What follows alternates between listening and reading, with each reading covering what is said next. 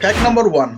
Black सपोटे नाम का ये फ्रूट जो अभी आपके स्क्रीन में दिख रहा है, इसका टेस्ट एग्जैक्टली चॉकलेट पुडिंग की तरह ही है। यानी अगर ये फ्रूट आपको मिल जाए तो आप डाइट मेंटेन करने के साथ साथ शानदार चॉकलेट पुडिंग का टेस्ट भी एंजॉय कर सकते हैं। पर ये फ्रूट सिर्फ मेक्सिको, सेंट्रल अमेरिका, क्यूबा और फिलीपींस में ही पाया जाता है। Fact number 2। ओपियोकोरेडिस यूनिलैटरलिस नाम का ये एक फंगस है जो सीधे सेंट्रल नर्वस सिस्टम पर असर करता है।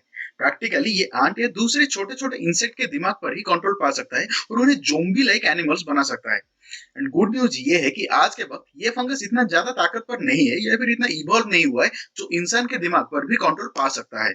1859 में एक ब्रिटिश नेचुरलिस्ट एयर वॉलेस इस फंगस का खोज किए थे और ये जनरली ट्रॉपिकल रेन फॉरेस्ट में ही ग्रो करता है। Fact number 3। कार्टून्स को देखने किसे पसंद नहीं है। लगभग हर किसी का बचपन का कोई ना कोई फेवरेट कार्टून कैरेक्टर तो होता ही है। पर क्या आपको पता है दुनिया का पहला कार्टून फिल्म 1908 में बनाया गया था जिसका नाम था फैंटस मोगोरे। इसे बनाए थे एमिले कोल नाम का एक फ्रेंच एनिमेटर और ये पूरा मूवी को एमिले एक ब्लैक बोर्ड में ड्राइंग करके ही बनाए थे। Fact number 4। ये एनिमल जो अभी आपके स्क्रीन पे दिख रहा है इसे सी ऑटर कहा जाता है। पर क्या आपको पता है सी ऑटर हमेशा एक झुंड में ही रहते हैं और सोते वक्त एक दूसरे के हाथ को पकड़ के ही सोते हैं। ये एक हाईली सोशल एनिमल है। आप अगर एक सी ऑटर को अपने घर में रखेंगे तो वो हमेशा ही ऑफसेट ही रहेगा।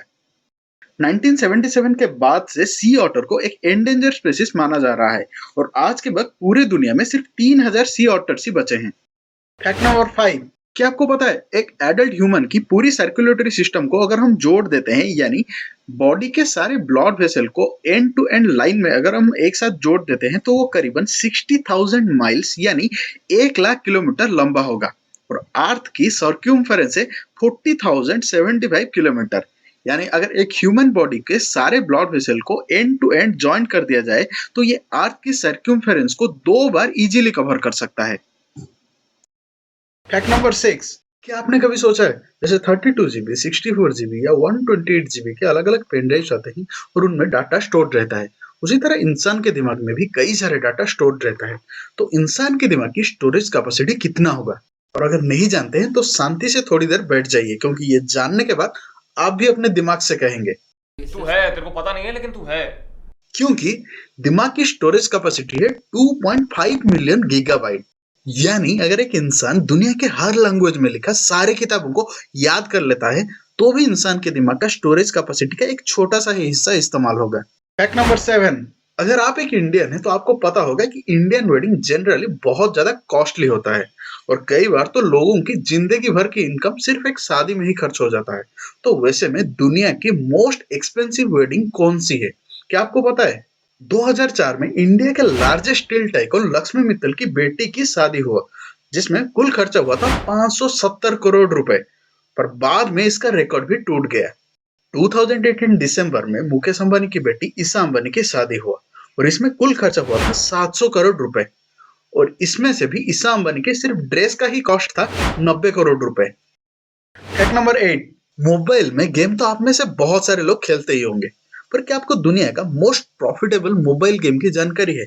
मतलब इस गेम से कंपनी को इतना ज्यादा पैसा आया कि वो अपना एक अलग देश ही बना सकता है और ये गेम है पोकेमॉन गो जो 2017 में 3623 करोड़, 2018 में 4973 करोड़, 2019 में 5350 करोड़ और 2020 में 7444 करोड़ रुपीस का प्रॉफिट किया।